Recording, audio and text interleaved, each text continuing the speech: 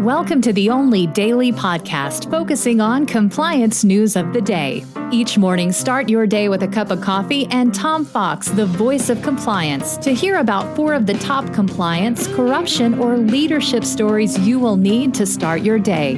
The Daily Compliance News is a production of the Compliance Podcast Network. First, a word from our sponsor.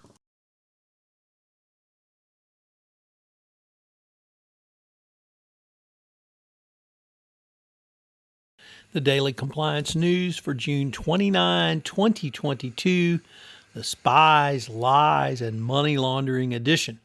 We begin with that story from the Financial Times as Credit Suisse was found guilty in a Swiss court over Bulgarian drug money failings. The bank ignored signs of criminality, including suitcases of cash, Switzerland's top court ruled. Credit Suisse has now the distinct honor of being the first Swiss domestic bank to be found guilty of a corporate crime by Swiss authorities when the court found the lender failed to stop money laundering from the Bulgarian drug money. The verdict came down on Monday, and the case centered on Credit Suisse's role in accepting millions of euros in deposit from a group of Bulgarian clients between 2004 and 2008. Judges ruled that the bank ignored obvious red flags, including huge sums of cash being brought in suitcases and 2 assassins that hinted at possible criminal origins of the fund. As reported by the Wall Street Journal, our first report came to us from the Financial Times, EY was fined $100 million in an ethics exam cheating scandal.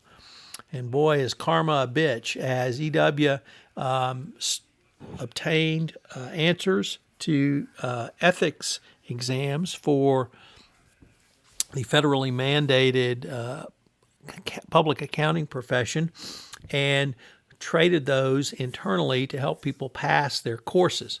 And on top of that, EW hid this fact from SEC investigators when they caught wind of it, and then actively worked to slow or stop the SEC investigation. Because of that, this record-setting fine was levied on EY.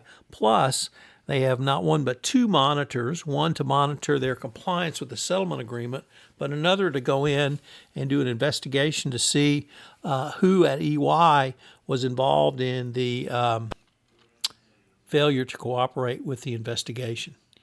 Next up, interestingly, Cfius is reviewing Ericsson's deal to buy Vonage, and the question I have is Ericsson going to look beyond national security grounds into corruption?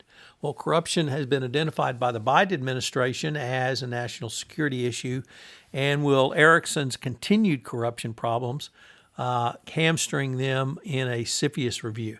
It's going to be interesting to see where Cfius comes out on this, but we're in new waters. And finally, from Reuters, Uber's ex-security chief accused of a hacking cover-up must face fraud charges. A federal judge said that Joseph Sullivan arranged to pay money to 2 hackers in exchange for their silence and then tried to conceal the hacking from passengers, drivers, and the Federal Trade Commission. So, interesting development on Uber.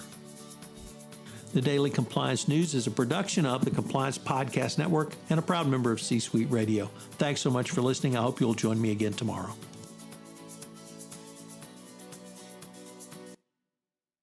This podcast is a part of the C-Suite Radio Network. For more top business podcasts, visit c-suiteradio.com.